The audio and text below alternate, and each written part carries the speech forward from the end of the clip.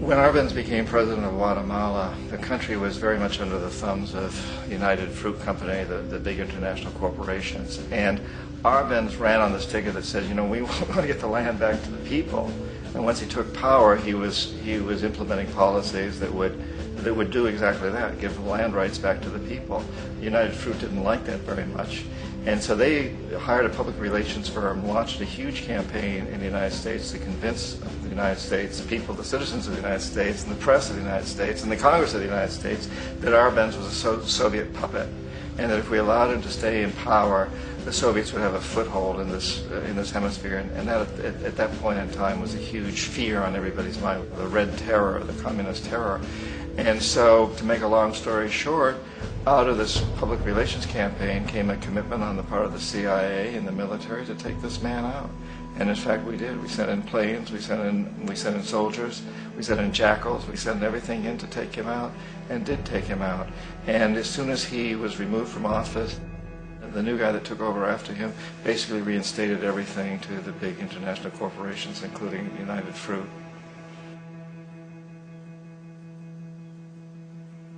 Ecuador for many, many years had been ruled by pro-U.S. dictators, often relatively brutal.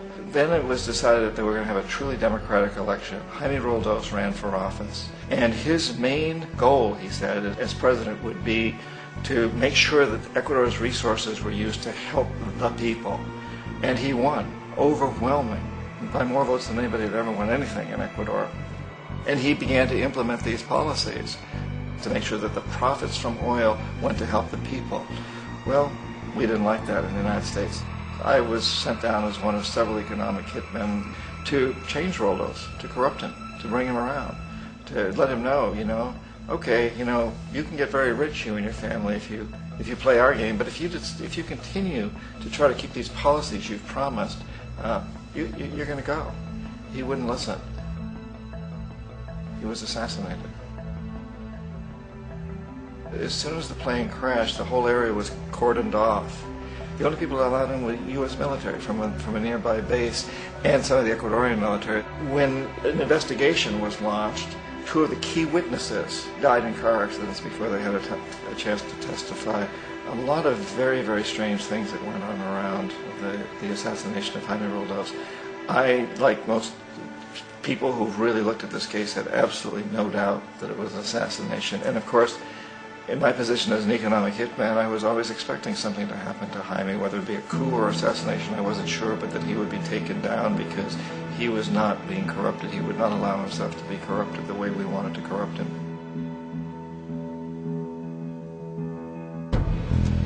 Omar Torrijos, president of Panama, was, you know, one of my favorite people. I really, really liked him. He was very charismatic. He was a guy who really wanted to help his country. And when I tried to bribe him or corrupt him, he said, look, John, he called me Juanito. He said, look, Juanito, I don't need the money.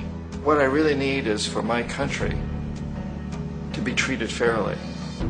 I need for the United States to repay the debts that you owe my people for all the destruction you've done here. I need to be in a position where I can help other Latin American countries win their independence and be free of this terrible presence from the north that you people are exploiting us so badly.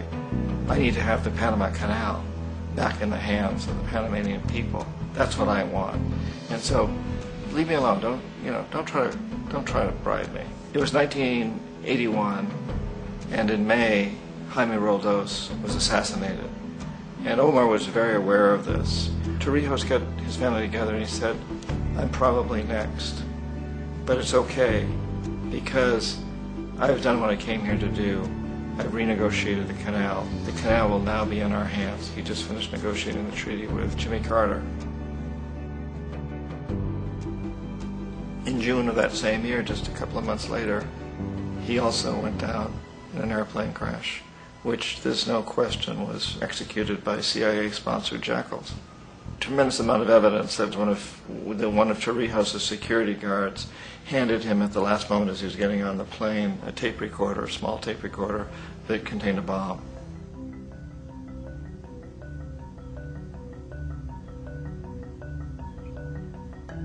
It is interesting to me how this system has continued pretty much the same way for years and years and years, except the economic hitmen have got better and better and better.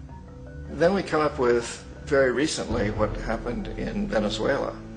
In 1998, Hugo Chavez gets elected president, following a long line of presidents who had been very corrupt and basically destroyed the economy of the country.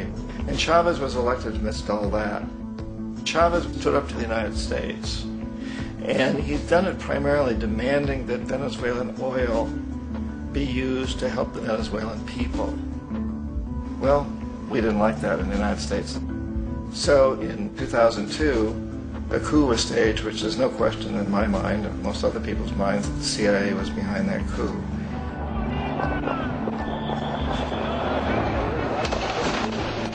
The way that that coup was fomented was very reflective of what Kermit Roosevelt had done in Iran, of paying people to go out into the streets, to riot, to protest, to say this Chavez is very unpopular. You know, if you can get a few thousand people to do that in television, and can make it look like it's the whole country, and things start to mushroom. Except in the case of Chavez, he was smart enough, and the people were so strongly behind him that they overcame it, which was a phenomenal moment in the history of Latin America.